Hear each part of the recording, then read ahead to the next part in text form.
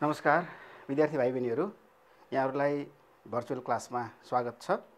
म हरिप्रसाद ढकाल, नेपाली विषय शिक्षक। भाइ बहिनीहरूलाई हामीले माध्यमिक शिक्षा परीक्षाको तयारीको सन्दर्भमा यो भर्चुअल क्लास सञ्चालन गर्दै आएका छौँ र आज म भाइ बहिनीहरूको लागि निबन्ध लेखनको विषय लिएर आएको छु। भाइ बहिनीहरूलाई थाहा छँदैछ कि यो निबन्ध लेखन प्रवेशिका परीक्षा अथवा एसईई, अहिलेको लागि एसईई, यो परीक्षामा चाहिँ एउटा महत्त्वपूर्ण प्रश्नको रूपमा रहेको छ। अन्तिम प्रश्नमा यो प्रश्न रहन्छ, अर्थात् 18 नम्बरको प्रश्न चाहिँ सङ्ख्यामा चाहिँ यो प्रश्न सामेल हुन्छ र यसमा 8 अङ्कको अङ्कभार छ र जम्मा 14 मिनेटको समय सीमा राखिएको छ यसको लागि। यो कुरालाई विचार गरेर भाइ बहिनीहरूले चाहिँ निबन्ध लेखनको काम अगाडि बढाउनु पर्ने हुन्छ र यो अनिवार्य प्रश्न नै हो। भाइ बहिनीहरू, मलाई एउटा चाहिँ भाइ बहिनीहरूसँगको एउटा सङ्गत उठबस कक्षा लिने क्रममा र परीक्षाका कपीहरू चाहिँ परीक्षण गर्ने क्रममा केही जानकारी भएअनुसारका कुराहरू राख्दैछु। निबन्ध लेखनको काम कतिपय भाइ बहिनीहरूले अलि अप्ठ्यारो महसुस गरेकै क्षेत्रमा महसुस भएको छ। कतिपय भाइ बहिनीहरूले प्रत्यक्ष रूपमा भेटेर पनि सोध्ने गरेको पाइएको छ कि निबन्ध लेख्ने कसरी हो आदि इत्यादि कुरा, अथवा मैले त यो निबन्ध लेख्ने प्रश्न चाहिँ छोडिदिएँ, मैले लेख्न जानेन, कसरी लेख्दाखेरि हुन्छ, के गरी लेख्ने आदि इत्यादि कुराहरू भाइ बहिनीहरूका हामीले गुनासो सुनेका छौँ। यही सन्दर्भमा निबन्ध लेखनका कुराहरू आज मैले विशेष गरेर यसको सैद्धान्तिक पक्षका कुराहरू लिएर आएको छु। अर्थात् निबन्ध लेखन के हो र यो कसरी लेखिन्छ, आजको मुख्य कुरा यो छ। निबन्ध लेखनको सन्दर्भमा मैले जम्मा 2वटा क्लासको चाहिँ तयारी गरेको छु। आज म खास गरेर सैद्धान्तिक पाटोको मात्रै कुरा गर्दैछु। यसको व्यवहारिक पाटोको लागि मैले फेरि छुट्टो अर्को कक्षा चाहिँ लिनुपर्ने हुन्छ र मलाई आशा विश्वास के छ भने भाइ बहिनीहरूले दुवै कक्षा चाहिँ ध्यान दिएर हेर्नुहुनेछ। यो कक्षा र अब योभन्दा पछाडि लिइने अर्को कक्षा, 2वटा कक्षालाई भाइ बहिनीहरूले हेरिसके पछाडि मात्रै यसको बारेमा स्पष्ट हुन सकिन्छ जस्तो मलाई लाग्दछ। त्यसो भएको हुनाले आज म सैद्धान्तिक कुराहरू मात्रै यहाँ कुरा उठाउँछु। सैद्धान्तिक कुरा गर्दाखेरि निबन्ध लेख्नु पूर्वका केही विचारणीय पक्षहरू भनेर यहाँ स्लाइडमा छ, एकचोटि विचार गरेर हेर्नुहोला। यो निबन्ध के हो आदि इत्यादि कुराहरू म गर्छु अहिले। खास निबन्धको सन्दर्भमा पहिलो हुँदा साहित्यमा यो नयाँ प्रयोग हो। अर्थात् निबन्धलाई विश्व साहित्यको दृष्टिले हेर्दाखेरि यसलाई नयाँ प्रयोगको रूपमा राखिएको छ, मानिएको छ। विश्व साहित्यमा खास गरेर 16औं शताब्दीमा आएको विधा हो यो निबन्ध लेखन। यसलाई खास गरेर चाहिँ के त भन्दाखेरि अभ्यास वा प्रयासका रूपमा भित्रिएको विधा हो। यो लेख्ने कसरी, कस्तो लेख्नुपर्छ, लेखनका कुराहरू के हुन् भन्ने कुराहरूको क्रममा, अभ्यासका क्रममा आएको अथवा प्रयासका क्रममा आएको विधाको रूपमा यसलाई मानिएको छ। हामी पनि निबन्ध लेखनको एउटा प्रयासमा छौँ, अथवा साहित्यमा विभिन्न विधाहरू छन्। त्यो विधाहरूमा हुन त धेरैले कलम चाहिँ कवितातिरबाट चलाउँदा रहेछन्, तथापि पनि लेखनको एउटा चाहिँ अभ्यासको रूपमा, एउटा प्रयासको रूपमा चाहिँ निबन्ध विधा पनि भित्रिएको विधा रहेछ। त्यसकारण हामीले पनि यो निबन्ध लेखनको लागि एउटा चाहिँ के त भन्दाखेरि प्रयासतिर जानु उपयुक्त हुन्छ, प्रयास गर्दै जाउँ। त्यही भएर तल्लो कक्षाहरूमा जस्तो हामीले कक्षा 4-5 देखि नै सामान्य किसिमका निबन्धहरू लेख्दै आएका छौँ हैन। गाई अथवा मेरो देश, डाँफे, झन्डा, हिमाल, यस्ता खालका विषयहरूमा केही चाहिँ अनुच्छेदमा निबन्धहरू लेख्दै आएका छन्। त्यो हाम्रो अभ्यासको रूपमा आएको, प्रयासको रूपमा आएको र यो निबन्ध लेखनको सन्दर्भमा विश्व साहित्यको कुरा गर्नुपर्दाखेरि 16औं शताब्दीमा सुरुवात भएको हो। मान्तेय भन्ने फ्रान्सेली विद्वान हुन्। फ्रान्सेली विद्वान मान्तेयद्वारा यसको चाहिँ सुरुवात भएको मानिएको छ। त्यसो भएको हुनाले यसलाई चाहिँ विश्व साहित्यको एउटा चाहिँ नवीनतम विधाकै रूपमा स्वीकार गरिएको छ। 16औं शताब्दीबाट यसको सुरुवात भएको हो। यो सैद्धान्तिक कुरा यस्तो खालको कुरा त किन भन्ने खालको लाग्ला। मैले अघि पनि भन्दैछु थिएँ कि सैद्धान्तिक कुरालाई नबुझिकन हामीले व्यवहारिक रूपमा अलिकति जान गाह्रो रहेछ। त्यसो भएको हुनाले केही सैद्धान्तिक पाटोहरू पनि भाइ बहिनीहरूले बुझ्नु जरुरी लागेर मैले यो कुरा लिएर आएको हुँ। अनि यो निबन्ध भनेको कस्तो भन्दाखेरि स्वतन्त्र लेखनको महत्त्वपूर्ण आधार हो। यो स्वतन्त्र लेखन, निबन्ध लेखन भनेको एउटा स्वतन्त्र विधा नै हो। यसमा कुनै करकाप अथवा जबरजस्ती भन्ने कुराहरू हुँदैन। कसरी लेख्ने, कस्तो किसिमको लेखाइलाई चाहिँ हामीले स्वतन्त्र रूपको लेखाइ मान्ने, यी कुराहरू छन्। फेरि हामी त्यसलाई छलफल गर्दै जाउँला। यो कक्षा र अर्को कक्षामा दुईवटा कक्षा गरेर हामी छलफल यसलाई चाहिँ पुरा गर्न सक्छौँ। तर यो स्वतन्त्र लेखनको एउटा महत्त्वपूर्ण आधार हो भनेर त्यसरी बुझ्नु होला। किनभनेदेखि निबन्धमा त्यो कसो यसै गरी जानुपर्छ, यस्तै हुनुपर्छ, यो नै यसको चाहिँ रीति हो, यो नै यसको चाहिँ पद्धति हो, शैली हो, तरिका हो भन्ने खालको मात्रै, एउटै मात्रै हो भन्ने खालको कुरा चाहिँ केही पनि त्यस्तो छैन। त्यस अर्थले स्वतन्त्र लेखन भनेर मानिएको हो। यसमा विचारको बन्धन हुने तर लेखन चाहिँ फुक्का र मुक्त रहने भनेर मैले यहाँ मुद्दा राखेको छु। यसको तात्पर्य के हो भन्दाखेरि भाइ बहिनीहरू, तपाईँलाई थाहा छँदैछ निबन्धलाई, यो जुन निबन्ध शब्द छ यसलाई हामी के भन्छौँ, नि र बन्ध भनेर चाहिँ यो दुईवटा खण्डमा यसलाई विभाजन गर्छौँ, टुक्र्याउँछौँ। अब यसमा के मानिएको छ भन्दाखेरि यसलाई जस्तो नि भन्नाले यसलाई चाहिँ विचार र यसलाई चाहिँ बन्धनको रूपमा स्वीकारिएको छ। त्यस अर्थले विचारको बन्धन हैन अथवा संयोजन, विचारको बन्धन अथवा विचारको संयोजन हैन, यो रूपमा चाहिँ यसलाई हामी बुझ्छौँ। त्यसो भएको हुनाले निबन्ध भनेको विचारको बन्धन अथवा विचारको संयोजन हो। विभिन्न किसिमका विचारहरू व्यक्तिको कल्पनामा आएका जति पनि विचारका श्रृङ्खला छन् त्यो श्रृङ्खलालाई एउटा चाहिँ सीमितता बनाउँदै लैजानु, लेखनको रूपमा सीमितता बनाउँदै लैजाने काम हो निबन्ध। त्यसो अर्थले विचारको बन्धन यसमा हुन्छ। तर के त भन्दा लेखन चाहिँ फुक्का र मुक्त रहन्छ। अर्थात् यो मात्रै लेख्न पाइन्छ, यस्तो मात्रै हो, यसै गरी लेख्नुपर्छ, सुरुवात यसको यस्तो, बिचमा यस्तो, अन्तिममा यस्तो, यसको सूत्र यो अथवा यो सूत्रबाट यसरी जानुपर्छ भन्ने किसिमका त्यस्ता खालका ठ्याक्कै स्पष्ट मान्यता, स्पष्ट कुराहरू तोकिएका, निर्धारण गरिएका त्यस्ता खालका कुराहरू छैनन्। त्यस अर्थले यो के छ भन्दा फुक्का हुन्छ, मुक्त हुन्छ।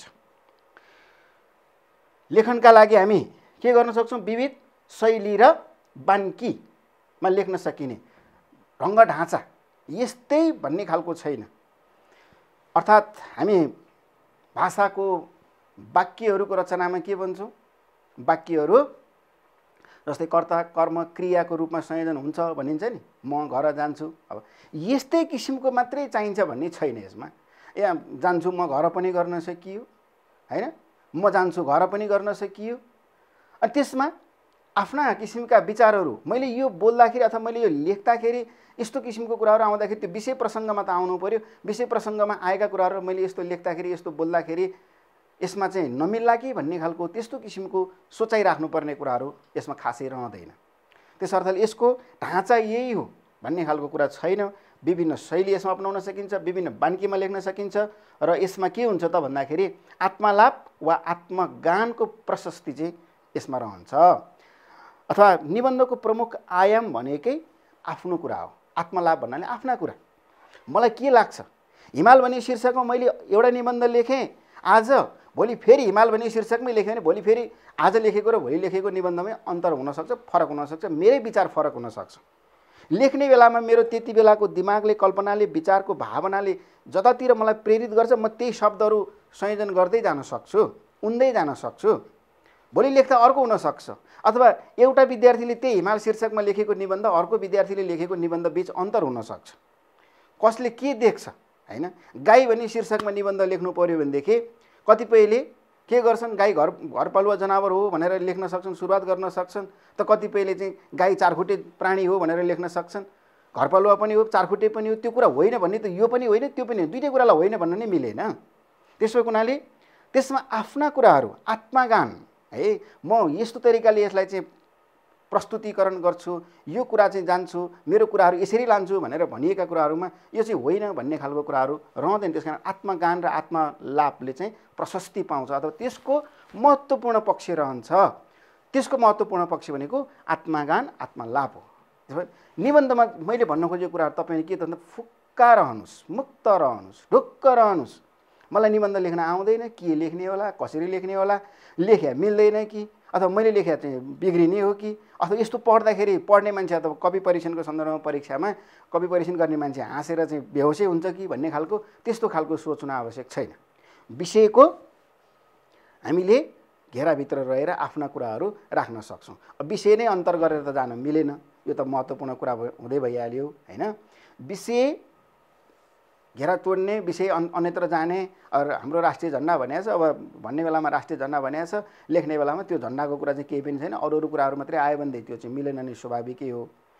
तर राष्ट्रिय झन्डाको कुरा गर्दाखेरि त्यसमा राष्ट्रभाव, स्वदेशभाव अथवा त्यो झन्डाको इतिहास, झन्डाको चाहिँ विगतका कुराहरू, झन्डाको चाहिँ आवश्यकताको कुरा, सङ्केतका कुरा, त्यसको दार्शनिक पक्ष, त्यसको चाहिँ भौतिक पक्ष, त्यसको राजनीतिक पक्ष, ऐतिहासिक पक्ष आदि इत्यादि कुराहरूलाई त्यसमा समेट्न सकिन्छ। त्यसो भएको हुनाले मैले बुझेको कुराहरू, म जे देख्छु, जे बुझ्छु, मेरो ज्ञानले, मेरो चाहिँ अध्ययनले, मेरो विवेकले जे देख्छ त्यो कुरा लेख्न मिल्छ भन्ने अर्थमा त्यो आफूलाई केन्द्रमा राखेर आफ्नो विचारलाई चाहिँ उन्दै जानुपर्छ है भन्ने अर्थले यसलाई आत्मगान अथवा आत्मलापको कुरा गर्न थालिएको हो। अब निबन्ध लेखनसँग सम्बन्धित सन्दर्भमा यो स्पष्ट हुनको लागि केही महत्त्वपूर्ण भनाइतिर ध्यान दिउँ भाइ बहिनीहरू। यी भनाइहरूले हामीलाई निबन्धको बारेमा थप बुझ्न सहयोग पुर्याउँछन्। हुन त यस्ता खालका परिभाषाहरू अथवा भनाइहरू अहिले यतिखेर तुरुन्तै चाहिने स्थिति होइन, तर यिनले हामीलाई बुझ्नको लागि मद्दत गर्ने खालका चाहिँ यी हुन्। पहिलो, निबन्ध एउटा टेबल गफ हो। यो कुनै चस्मादार अध्यापकको व्याख्यान होइन, न त बमन वेदान्त। लक्ष्मीप्रसाद देवकोटाले यो चाहिँ व्यक्त गर्नुभएको विचार हो निबन्धको विषयमा। निबन्ध के हो भन्दा लक्ष्मीप्रसाद देवकोटाको विचारमा के हो त भन्दा निबन्ध भनेको टेबल गफ हो। अर्थात् यसबाट मैले भाइ बहिनीहरूलाई के सम्झाउन चाहेको भन्दाखेरि निबन्ध लेख्ने बेलामा यसै गरी लेख्नुपर्छ भन्ने छैन भन्ने कुराको एउटा आधार है। टेबल गफ जस्तो मानिलिउँ, तपाईँहरू 3-4 जना साथीहरू मिल्नुभयो, 4-5 जना साथीहरू मिल्नुभयो, कुनै ठाउँमा एउटा चिया पसलमा मानिलिउँ चिया खान भन्न जानुभयो, अथवा साथीहरू बसेर चाहिँ केही चाहिँ यसो अब धेरै दिन भयो भेटघाट नभएको, बसेर सँगै चाहिँ एक कप चिया खाउँ न त भन्ने किसिमको भयो। 4-5 जना साथीहरू मिल्नुभयो, कुनै पसलमा जानुभयो, टक्कसँग चाहिँ वरपर वरिपरि चाहिँ साथीहरू जम्मा भएर बस्नुभयो। त बसेको बेलामा हुने गफ के गफ हुन्छ, कसले त्यो गफ सुरुवात गर्ने, कसले अन्त्य गर्ने, कसले विसर्जन गर्ने अथवा कसले चाहिँ त्यसको चाहिँ उद्घोषण गर्ने भने जस्तो किसिमको औपचारिक कार्यक्रम जस्तो वाद विवाद वक्तृता आदि इत्यादिमा हुन्छ नि, उद्घोषकले उद्घोषण गर्ने, त्यस पछाडि बोल्नेले यसरी बोल्ने भन्ने खालको कुरा। यसमा त्यस्तो हुँदैन भन्न खोजेको।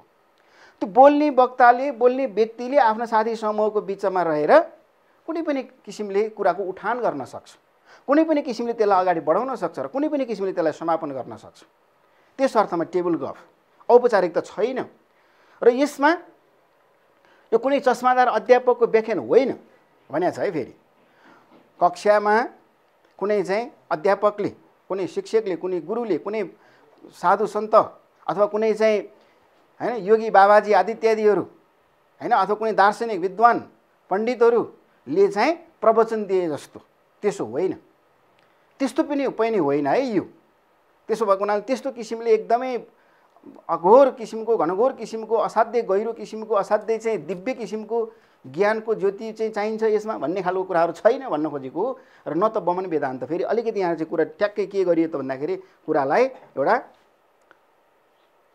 तपाईँ आफ्नो हिसाबले जान पाउनुहुन्छ, आफ्नो हिसाबले जान सक्नुहुन्छ, तर बमन वेदान्त त्यो पढ्दा वाक्क लाग्दो, दिक्क लाग्दो, झर्को लाग्दो पनि हुनु भएन, अरूले हेर्दाखेरि त्यो कस्तो छ्या छ्या छ्या छ्या भने जस्तो पनि हुनु भएन, बोमिट गरे जस्तो रे के बान्ता जस्तो हेर्दै घिनलाग्दो त्यो चाहिँ हुनु भएन रे है। न त बमन वेदान्त, बमन पनि हुनु भएन, त्यहाँ बान्ता जस्तो हेर्दै दिक्क लाग्दो, घिनै लाग्दो हुनु भएन पढ्दाखेरि।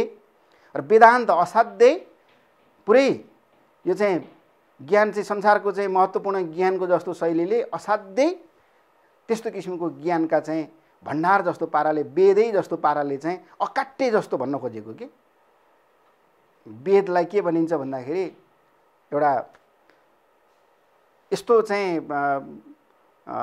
त्यसलाई चाहिँ ज्ञानको चाहिँ स्रोत मानिएको छ कि वेदमा भएका कुराहरूलाई कसैलाई पनि यो होइन भनेर खण्डन गरिँदैन।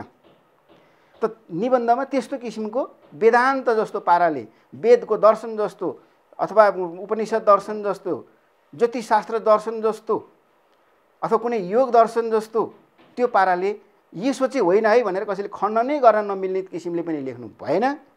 त्यसमा मान्छेको फरक विचार आउन सक्छन् र हेर्दै दिक्क लाग्दो पनि लेख्नु भएन, स्वतन्त्र रूपले लेख्न सकिन्छ भन्ने आशय हो लक्ष्मीप्रसाद देवकोटाको यो भनाइको।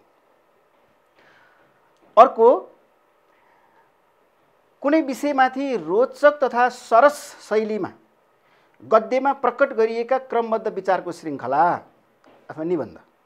कृष्णप्रसाद पराजुली जो नेपाली भाषा साहित्यका विद्वान मानिन्छन्, पराजुलीले सरल तरिकाले के बताएका छन् भन्दाखेरि कुनै विषयमाथि जस्तो निबन्ध लेख्नु पर्यो कुनै शीर्षक त चाहियो, शीर्षक बिना निबन्ध त लेखिँदैन। त कुनै विषयमाथि त्यो लेखिएको कुरा रोचक हुनु पर्यो, पढ्दै जाँदाखेरि योभन्दा अगाडि के होला त, अझै के होला। जस्तो एक लाइन दुई लाइन पढ्यो अथवा एक अनुच्छेद दुई अनुच्छेद पढ्यो, पढ्दा पढ्दै त्यो पढ्ने मान्छेलाई नि दिक्क लाग्दो, निरस निद्रा लाग्दो त्यो चाहिँ नहोस् रे के, रोचक हुँदै जाओस्। अझ अब के होला भने जस्तो हामी सिनेमाहरू हेर्छौँ नि, सिनेमाहरू हेर्दाखेरि कुनै सिन हेर्ने बित्तिकै भयो भनेर झ्याप्पै त्यो बत्ती सत्ती बन्द गरेर मान्छे त्यो चाहिँ हिँड्दैन। अब के हुन्छ त, अझ त्यसमा भनौँ सस्पेन्स भने जस्तो, थ्रिलर भने जस्तो खालका चाहिँ मुभीहरू जस्तो खालको भयो भने त अझै मान्छेलाई अब के होला भने जस्तो हुन्छ नि त। त्यही किसिमले रोचकता थप्न सक्नुपर्छ भन्ने खालको कुरा हो।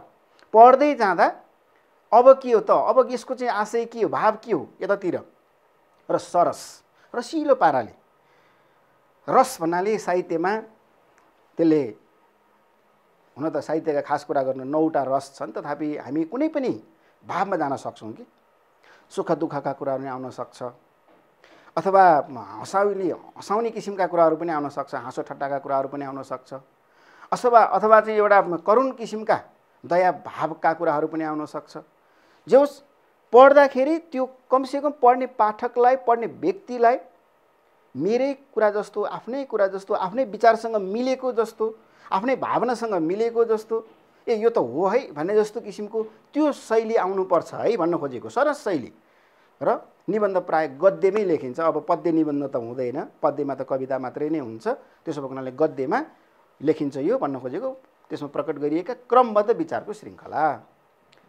अब दुई चारवटा कुराहरू मात्रै त निबन्ध लेखिँदैन, दुई चारवटा कुराहरूलाई के त भन्दाखेरि अलिकति मिलाएर जाँदाखेरि त्यो त क्रममा आउँछ। त्यसो भएको हुनाले कृष्णप्रसाद पराजुलीको यो भनाइले तपाईँ हामीलाई के स्पष्ट गर्छ भने एउटा विशेष शीर्षकमा लेखिन्छ निबन्ध, लेख्दाखेरि त्यो गद्यमा हुन्छ, निबन्धको लेखाइ गद्यमा हुन्छ,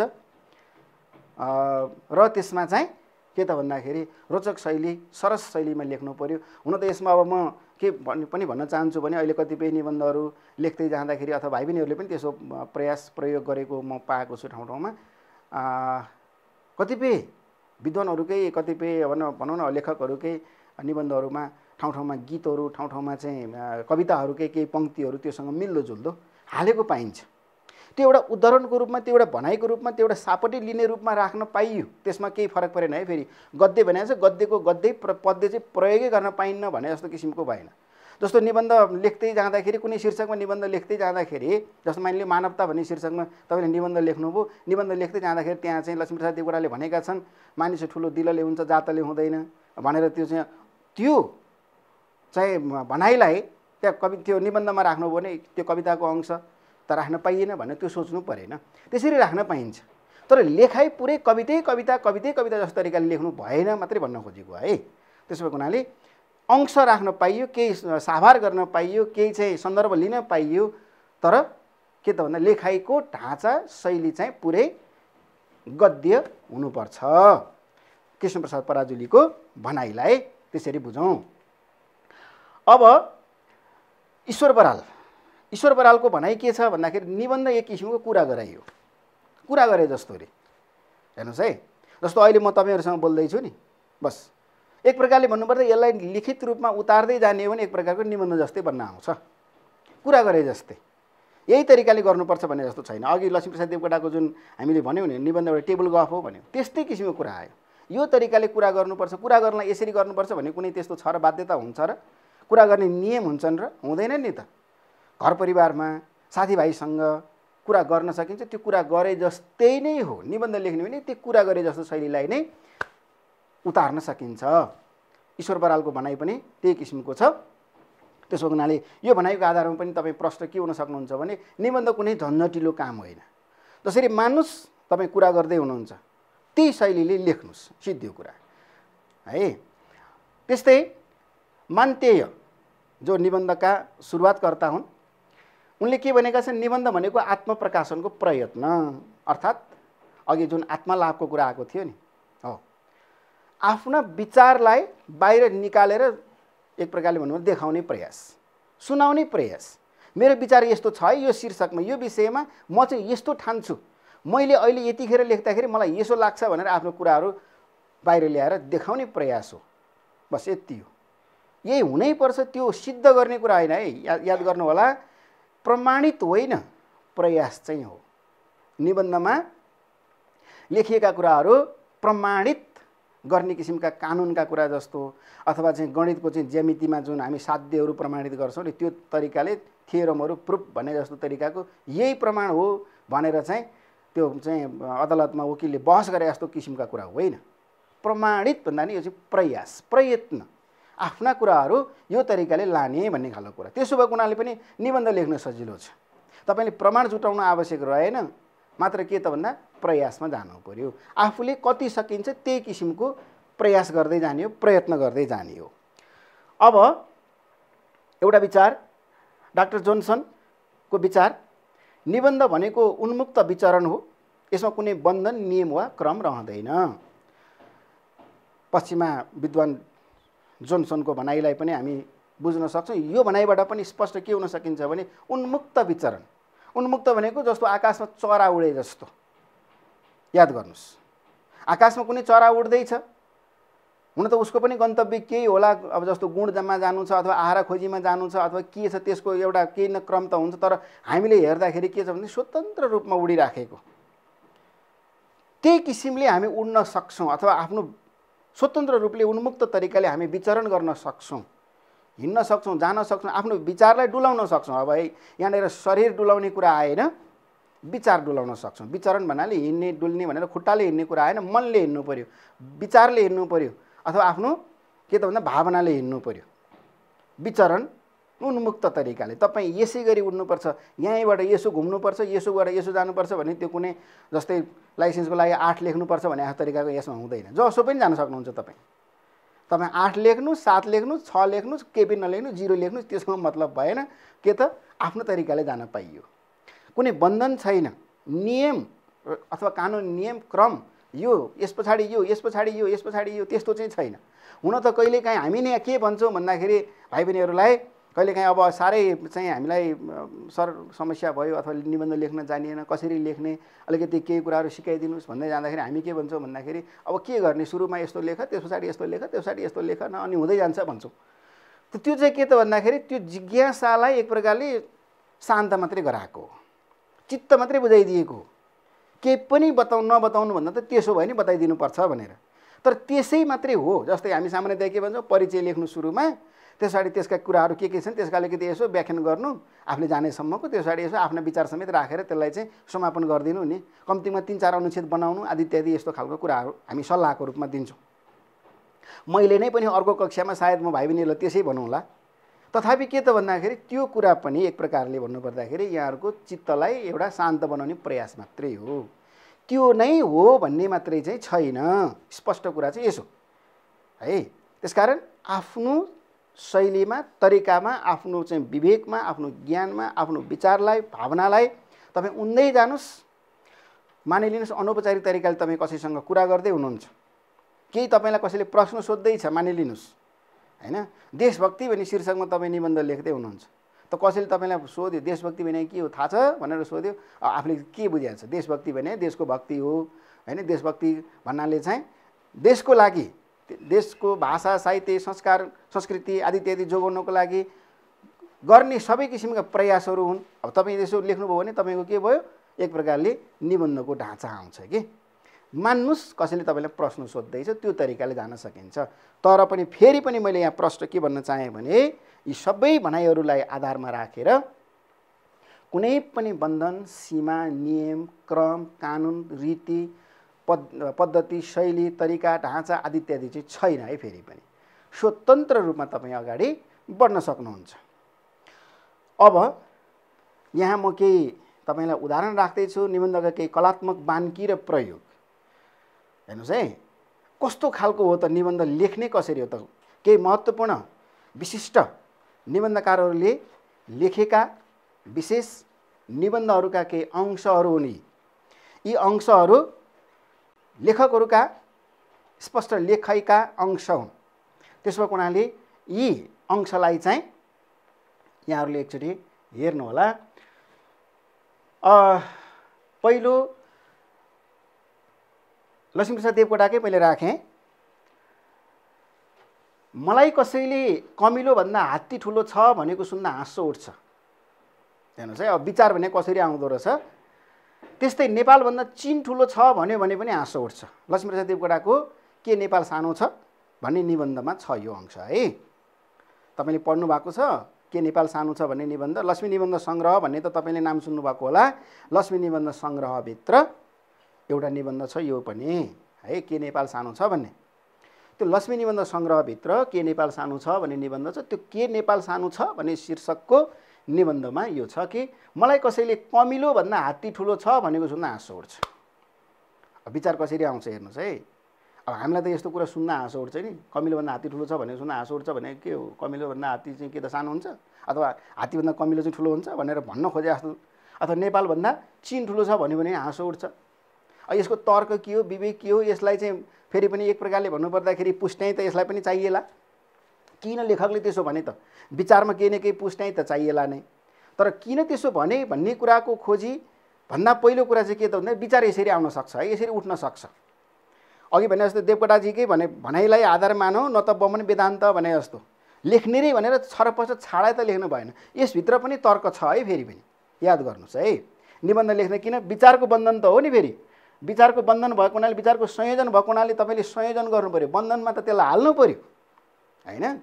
कमिलोभन्दा हात्ती ठुलो किन हुँदैन अथवा हात्ती र कमिलोमा कुनै पनि ठुलो हुँदैन कुनै पनि सानो हुँदैन यसरी बुझौँ। यहाँ भन्न खोजेको आशयलाई किन हुन त यसका फेरि पनि अन्य तर्क होलान्। जस्तो म तपाईँहरूलाई के भन्न सक्छु भने लेखकको आशयलाई कमिलो र हात्ती दुवै के हुन्? सजीव प्राणी हुन् नि। कमिलो पनि सजीव हो हात्ती पनि सजीव हो होइन। हामीले अङ्ग्रेजीमा पढेका छौँ साइन्स विषयतिर सायद साना कक्षातिर पढ्यौँ होला होइन। के यो चाहिँ लिभिङ थिङ र नन लिभिङ थिङ भनेर दुइटै चाहिँ लिभिङ थिङ पऱ्यो नि त। बोथ आर लिभिङ थिङ्स भने जस्तो भयो कि दुवै सजीव हुन् होइन। त दुवै सजीव भएपछि दुवैको के हुन्छ? सजीवहरूका विशेषता तपाईँले विज्ञानमा पढेको यसो सम्झनुहोस् त।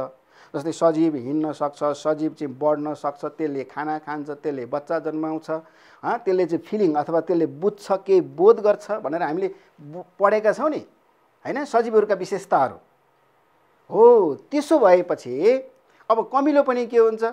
त्यसको पनि आफ्नै किसिमको रीति छ जन्मने मर्ने बढ्ने। हात्तीको पनि आफ्नै किसिमको छ। त्यसले पनि खाना खान्छ, उसलाई पनि खाना चाहिन्छ होला। हात्तीलाई धेरै चाहिएला कमिलालाई थोरै चाहिएला। कमिलालाई चाहिँ खानै नचाहिने होइन क्या र। त्यसका नि बालबच्चा छन् उसका पनि छन्।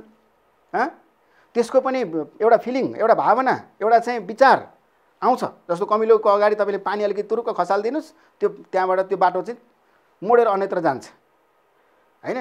त्यो हात्तीलाई धेरै पानी चाहिएला कमिलालाई थोरै चाहिएला। तर के त भन्दाखेरि कमिलो र हात्ती दुवै सजीव भएको नाताले र सजीवका विशेषताभित्र पर्ने भएको हुनाले हात्ती चाहिँ कमिलोभन्दा ठुलो हुँदैन है। लेखकले अब नेपाललाई चाहिँ सानो छैन भन्ने खालको सन्दर्भमा त्यसले लेखेका हुन् लेख्न त। तथापि पनि त्यसरी बुझ्नु पर्यो।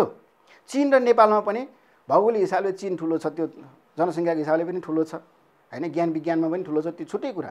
तर किन फेरि चीन र नेपाल दुइटै देश न चीन ठुलो छ न नेपाल ठुलो छ, दुइटै उस्तै छन् भन्ने आशय किन यहाँ आयो त भन्दा दुईटै, जस्तै कमिला र हात्ती दुईटै सजीव हुन् भने जस्तो चीन र नेपाल पनि दुईटै छुट्टा छुट्टै स्वतन्त्र राज्य हुन्, स्वतन्त्र देश हुन्। त्यहाँका जनतालाई त्यहाँको सार्वभौमिकताको चाहिँ एउटा महत्त्व छ, यहाँका जनतालाई नेपालका जनतालाई नेपाली सार्वभौमिकताको चाहिँ महत्त्व छ। हामीलाई हाम्रो देश प्यारो छ, तिनीहरूलाई तिनको देश प्यारो छ होइन। तिनीहरूको आफ्नै किसिमको भाषा शैली संस्कार रीतिरिवाज संस्कृति आदि इत्यादि छ, हाम्रा आफ्नै किसिमका छन्। त्यसको हुनाले दुवै देश स्वतन्त्र रूपमा रहेका दुवै देशको आफ्नै अस्तित्व भए पछाडि कुन ठुलो कुन सानो होइन। संयुक्त राष्ट्रसङ्घको हिसाबले हेर्ने त्यस पनि सदस्य राष्ट्र, हाम्रो पनि सदस्य राष्ट्र, बराबरको हैसियत हुन्छ सदस्य राष्ट्रको हिसाबले। मोटा मान्छेको चाहिँ धेरै चाहिँ सदस्यको हैसियतले चाहिँ त्यहाँ भोट हुने, दुब्ला पातलोको चाहिँ कम चाहिँ भोटिङ पावर हुन्छ र होइन। जस्तो तपाईँ निर्वाचनको कुरा गर्नु न, निर्वाचनमा चाहिँ पातलो दुब्लो मान्छेले एक भोट हाल्छ, मोटे मान्छे गएको छ भने एक भोट हाल्छ। त्यस्तै किसिमले बुझ्नु पर्यो। त्यसो हुनाले विचारलाई यसरी उड्न सकिन्छ है। एउटा मैले नमुनाको रूपमा राखिदिएको हो लक्ष्मीप्रसाद देवकोटाको यो एउटा भनाइलाई। दोस्रो एउटा भनाइ हेरौँ, गणेश प्रसाद भट्टराई, उहाँले लेख्नुभएको यो हाम्रो देश हाम्रा अतिथि भन्ने शीर्षकको निबन्ध हो यो। उहाँले यहाँ भनेर भन्नुभएको थियो, त्यो यहाँ भन्नाले के हो त भन्दा नेपालमा भन्ने बुझ्नुपर्छ है भनेर मैले चाहिँ ब्राकेटमा हालिदिएको। लेखकले नेपालमा भनेर ब्राकेटमा हालेको चाहिँ छैन है। यहाँ के छैन? मक्का मदिना छ, जेरुसलम छ, लुम्बिनी छ, बनारस छ, विश्व छ। अब यो भनाइ पनि यसो हेर्दाखेरि जस्तो नेपालमा मक्का मदिना जेरुसलम लुम्बिनी बनारस विश्व सबै छ भनेर भनेको आशय हो। त त्यसको तात्पर्य यसो हेर्दा त नेपालमा त जस्तो मक्का मदिना नेपालमा होइन। अब हामीले होइन भूगोल पढ्ने अथवा त्यस्तो किसिमको चाहिँ राजनीतिक हिसाबले त्यसलाई चाहिँ छुट्याउँदै लैजाँदा त मक्का मदिना त नेपालमा पर्दैन, जेरुसलम पनि नेपालमा पर्दैन, लुम्बिनी त नेपालमै हो होइन। तर बनारस पनि नेपालमा त पर्दैन। हामीले सीमा अतिक्रमण गरे जस्तो भने जस्तो तरिकाको कुरा त होइन नि त फेरि। तर विचार चाहिँ के हो त यतातिर विचारतिर हेरौँ है। जस्तै मक्का मदिना त यसले के जनाउँछ? जनाउँछ चाहिँ के होला, यो साउदी अरबमा चाहिँ पर्ने ठाउँ हो होइन। साउदी अरबमा पर्ने ठाउँ भए तापनि यसले जनाउने कुरा के हो भन्दाखेरि मक्का मदिना भन्नाले मुस्लिम, नेपालमा मुसलमानहरू पनि छन् है, मुस्लिमहरू पनि छन् भन्न खोजेको तात्पर्यतिरबाट यसरी विचार गर्नुपर्छ है। जेरुसलम छ त यो भन्नाको तात्पर्य के हो भन्दाखेरि यो त खास त प्यालेस्टाइनले आफ्नो दाबी गरेको ठाउँमा पर्ने यो चाहिँ क्षेत्र हो, खास गरी होइन। इजरायलमा भनिएको छ प्यालेस्टाइनले आफ्नो दाबी गरेको क्षेत्र हो। त यो चाहिँ खास गरेर अब इसाईहरूको चाहिँ एउटा चाहिँ पवित्र ठाउँ होइन, जिसस क्राइस्टको चाहिँ जन्मस्थलको रूपमा मानिएको छ त्यसलाई। त्यसो भएको हुनाले यहाँ चाहिँ के छ भन्दाखेरि इसाईहरू पनि छन्, त्यसरी बुझ्नु पर्यो होइन। लुम्बिनी छ, जस्तो लुम्बिनी त नेपालमै हो, त्यसमा त्यसले भन्न खोजेको बुद्ध होइन, बुद्धिस्टहरू पनि छन्, बुद्ध धर्म चाहिँ मार्गीहरू नेपालमा छन् भन्न खोजेको। बनारस खास त यो अब भारतमा पर्छ, काशी भन्छन् यसलाई होइन। तथापि हिन्दूहरूको चाहिँ धार्मिक उद्गम स्थल हो, त्यसमा नेपालमा हिन्दू पनि छन्। विश्व नै छ। अब बाँकी रहेका अरू जे धर्म छन् ती सबै धर्मका केही न केही सम्प्रदायहरू छन् होइन। छिटपुट केही धर्महरूका सम्प्रदायहरू पनि छन् नेपालमा। त्यस अर्थले यहाँ भन्न खोजेको के त भन्दाखेरि नेपालमा मुस्लिमहरू छन् अथवा इसाईहरू छन्, बुद्धिस्टहरू छन्, हिन्दूहरू छन्, सबै छन्, सबै धर्मका मान्छेहरू नेपालमा छन् है। नेपालमा सबै किसिमको धार्मिक सांस्कृतिक स्वतन्त्रता छ, सहिष्णुता छ, मेलमिलाप छ, एक आपसमा ती सबै धर्मका मान्छेहरू छन्। त्यसो भन्न खोजेको है। त्यसरी चाहिँ यसलाई विचार गर्नुहोस्, बुझिदिनु पर्यो। त्यस भएको हुनाले निबन्धमा यो किसिमका शैली लान सकिन्छ। त्यसरी यसको मैले यहाँ केही शैली कलात्मक बानीकी, कलात्मक ढाँचा यसरी राख्न सकिन्छ भनेर यो नमुना तपाईँलाई देखाउँदैछु। अर्को नमुना हेर्नुहोस्, जानेर होस् वा नजानेर आगोलाई समातेपछि पोल्छ। यो चाहिँ बद्रीनाथ भट्टराईले लेखेको दुःख भन्ने शीर्षकको निबन्धमा छ यो। यो अलिकति यसो हेर्दाखेरि के छ भन्दाखेरि यो यथार्थ ज्ञान भन्छन् नि त्यसमा आधारित जस्तो छ कि यो चाहिँ। तपाईँले आगोलाई जानेर छुनुहोस् नजानेर छुनुहोस्, पोल्न चाहिँ पोल्छ, नजानिकन छोए पनि पोल्छ। ओहो मैले जानिनँ, मिस्टेक भयो, सरी है, माफ पाऊँ भनेर तिमीलाई त्यो तरिकाले मलाई चाहिँ तिमीले चाहिँ माफ देऊ है भनेर चाहिँ त्यो आगोलाई भन्या भरमा आगोले तपाईँलाई माफ दिनेवाला पनि छैन। अथवा जानी छुनुहोस् नजानिकन झुकिएर छुनुहोस्, पोल्ने बराबरै हो। अझ झुकिएर छुँदाखेरि अझ बढी पोलेको चाहिँ अनुभव हुन्छ, किन तर्सिन्छ मान्छे बढी। तथापि के त भन्दाखेरि भन्न खोजेको दोष गल्ती त्रुटि आदि इत्यादि भनेको तपाईँले जानेर गर्नुहोस् नजानिकन गर्नुहोस्, त्यसले दिने दुःख बराबर हो, त्यसबाट आउने परिणाम बराबर हो। त्यो किसिमले भन्न खोजेको अवस्था छ यहाँ बद्रीनाथ भट्टराईको। जे होस् यो तरिकाले पनि हामी अगाडि राख्न सक्छौँ, आफ्नो विचारलाई यसरी राख्न सक्छौँ है भन्न खोजेको। अर्को शङ्कर लामिछाने। शङ्कर लामिछानेको एउटा निबन्धको अंश, जीवनमा सिक्न कहिल्यै छाडिँदैन रहेछ, वा भनौँ जीवनले हामीलाई सिकाउन छाड्दैन रहेछ। शङ्कर लामिछाने नेपाली निबन्धका यिनलाई चाहिँ असाध्यै महान हस्ती मानिन्छन् र यिनले एउटा चाहिँ लेखेको निबन्ध छ जीवन एक प्राध्यापक भन्ने। त्यो जीवन एक प्राध्यापक भन्ने शीर्षकको निबन्धमा यो कुरा उल्लेख भएको छ। के भन्छ एब्स्ट्र्याक्ट चिन्तन प्याज भन्ने शीर्षकको एउटा निबन्ध सङ्ग्रह छ शङ्कर लामिछानेको, एब्स्ट्र्याक्ट चिन्तन प्याज है। निबन्ध सङ्ग्रहको नाम पनि अलि अनौठो खालको छ। त्यो एब्स्ट्र्याक्ट चिन्तन प्याज भन्ने शीर्षकको निबन्ध सङ्ग्रहभित्र छ जीवन एक प्राध्यापक भन्ने निबन्ध, त्यसभित्रको एउटा सानो बुँदा हो यो, भनाइ हो यो। त यहाँनिर के त भन्दाखेरि जीवनमा सिक्न कहिल्यै छाडिँदैन रहेछ, अथवा सिकाइको निरन्तरता जिन्दगीमा हुन्छ। तपाईँले जानेर सिक्नुहोस् नजानेर सिक्नुहोस्, सिक्ने क्रम भइ नै रहन्छ भन्ने खालको कुरा छ कि। भनौँ जीवनले हामीलाई सिकाउन छोड्दैन। भोक लाग्नु भने के सिकाइ त हो नि। तपाईँलाई भोकको अनुभूति भएन भने तपाईँले खानै खानुहुन्न। निद्रा लाग्नु भने के हो, आरामको अनुभूति हो नि त। आरामको लागि तपाईँको जिन्दगीले तपाईँलाई के भन्छ, शरीरले के भन्छ, ए सुत्नु पर्यो तँलाई भन्छ, त्यस कारण निद्रा चाहिँ त्यहाँ महसुस गराइदिन्छ। तपाईँलाई प्यास लागेन भने पानी पिउनुहुन्न, शरीरलाई पानी आवश्यक छ तथापि प्यासै महसुस भएन भने पानी पिउनुहुन्न। त्यो जिन्दगीले तपाईँलाई केही पनि नभने पनि सिकाइराखेको हुन्छ, है पानी पिउनुपर्छ, अब तैँले खानुपर्छ, अब तैँले सुत्नुपर्छ, अब उठ्नुपर्छ आदि इत्यादि कुरा भने जस्तै जीवनमा तपाईँ समाजबाट, व्यक्तिबाट, आफूबाट, अरूबाट विभिन्न कुरा सिक्न सक्नुहुन्छ। सिक्नको लागि जीवनले तपाईँलाई छोड्दैन है। तपाईँ औपचारिक अनौपचारिक जस्तोसुकै तरिकाले नै सिक्नुहुन्छ भन्ने किसिमको कुरा हो। यो पनि एक प्रकारको शाश्वत पक्ष जस्तै किसिमको कुरा छ। यो तरिकाले लेख्न सकियो। अनि यहाँ राखिएको मध्ये अन्तिम मुद्दा छ, तपाईँलाई थाहै छ पत्रकारले कति देखेको कुरा लेख्न पाउँदैन र कति लेखेको कुरा देख्न पाउँदैन। भैरव अर्याल हाँसीव्यङ्ग्य निबन्धकार भाइ बहिनीलाई पनि थाहै छ। कक्षा 10 मा तपाईँले पढ्नुभयो जय भुँडी भन्ने निबन्ध। यो चाहिँ भैरव अर्यालको अन्तर्राष्ट्रिय भ्यागुता सम्मेलन भन्ने एउटा निबन्ध छ, त्यो निबन्धको अंश हो यो। निबन्धको शीर्षक चाहिँ अन्तर्राष्ट्रिय भ्यागुता सम्मेलन है। र त्यसमा लेखकले के भन्ने भन्दाखेरि अलिकति पत्रकारतिर चाहिँ पत्रकारको भावनालाई अलिकति यहाँ कोट्याउन खोजेको देखिन्छ। पत्रकारले कति देखेको कुरा लेख्न पाउँदैन र कति लेखेको कुरा देख्न पाउँदैन। अर्थात् पत्रकारले लेख्न पाउँछ, प्रेस स्वतन्त्रता अहिले हामी जुन भन्छौँ नि, कानुनले हामीलाई संविधानले दिएको स्वतन्त्रता छ, प्रेस स्वतन्त्रता, तथापि पनि तपाईँहरूले सुन्नुभएको छ कि केही कुरा लेखेको भरमा, केही कुरा लेख्यो रे फलानुले भनेको भरमा समातेर पक्रेर लहर थुने अवस्था पनि छ। प्रेस स्वतन्त्रता भए तापनि देखेको कुरा लेख्न त पाउँदो रहेछ नि त। त्यसभित्र पनि सीमा नहुँदो रहेछ, सीमितता हुँदो रहेछ। र कति फेरि आफैले लेखेको कुरा आफैले देख्न पाउँदैन। आफूले लेख्यो, आफ्ना कुरा आए, अरूले पढ्छ तर आफैले देख्न पाउँदैन। किन? लेखेकै कारणले गर्दा विगतमा कति पत्रकारहरू मारिएका छन्, तपाईँलाई थाहा पनि होला। विगतमा द्वन्द्वमा, विभिन्न न्युमा, विभिन्न बाहनामा समाचार लेखेर भनेको भरमा लगेर जेलमा कोच्ने मात्रै होइन, गोली ठोकेर मारिदिए पनि छन् हैन, अथवा धारिलो हतियार प्रयोग गरेर मारिदिए पनि छन्।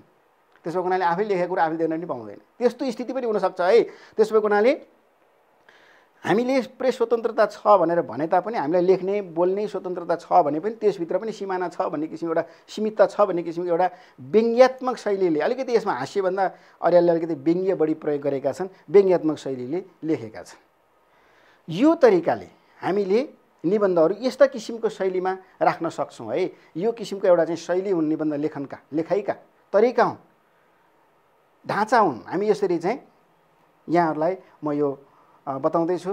अब निबन्धको सैद्धान्तिक कुरा नै हो यो। सैद्धान्तिक पाटोमै कस्ता कस्ता हुन्छन् त निबन्धहरू, यसका प्रकारका कुराहरू कुरा गरौँ। पहिलो प्रकार छ वर्णनात्मक निबन्धहरू। वर्णनात्मक कतिपय हुन्छन्। अब त्यो कस्तो त? यहाँहरूले विचार गर्नुभएको होला भाइ बहिनीहरू, तपाईँहरूलाई सोद्धाखेरि 3वटा शीर्षक सोधिन्छ परीक्षामा, थाहा छ? 3वटा, एउटा दुईटा मात्रै होइन, 3टा शीर्षक सोधिन्छ। 3टा मध्ये कुनै एउटामा लेख्ने हो नि त।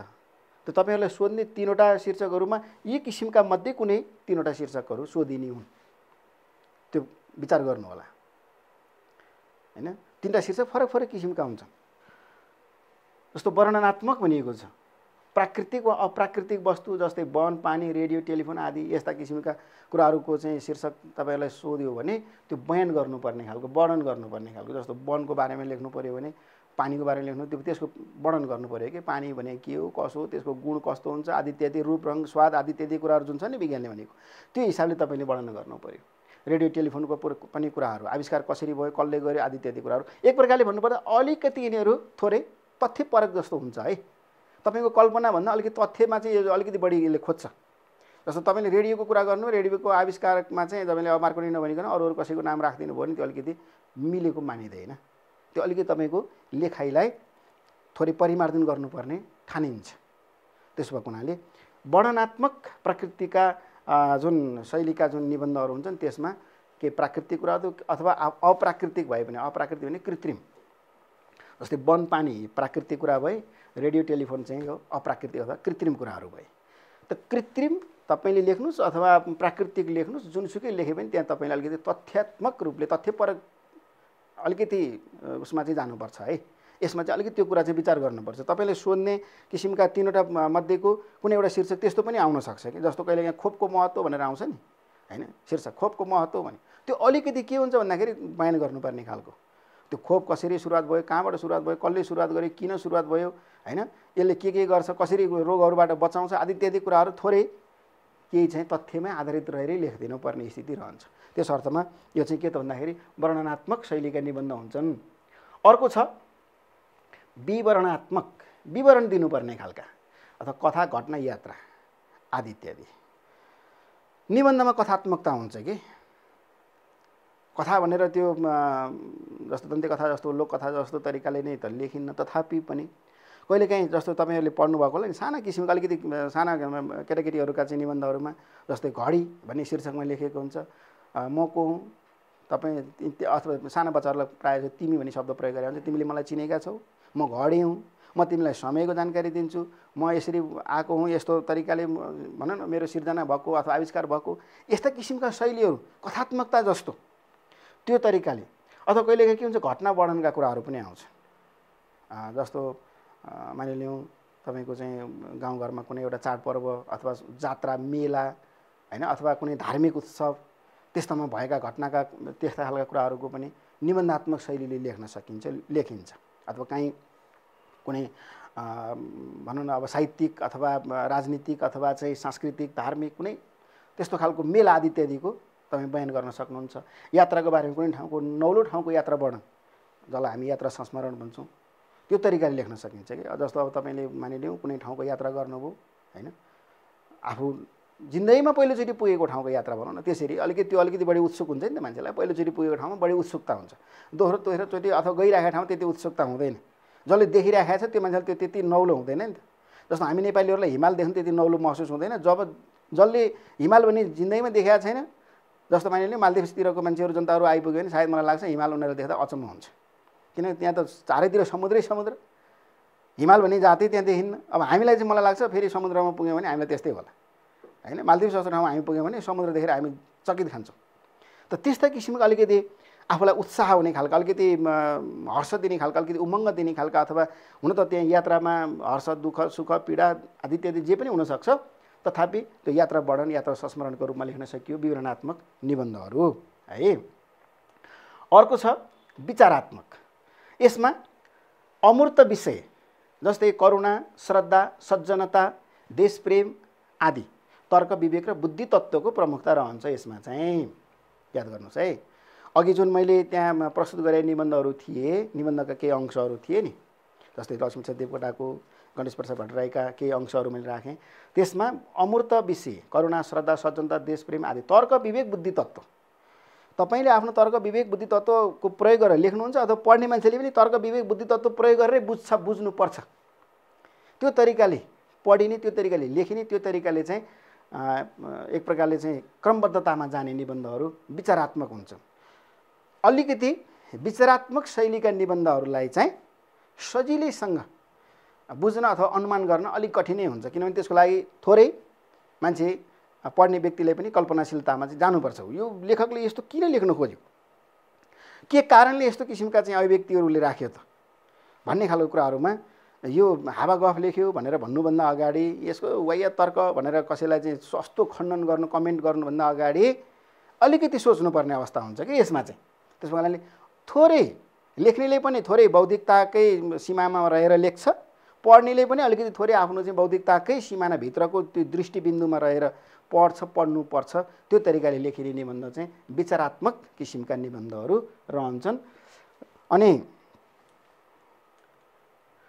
अर्को छ भावात्मक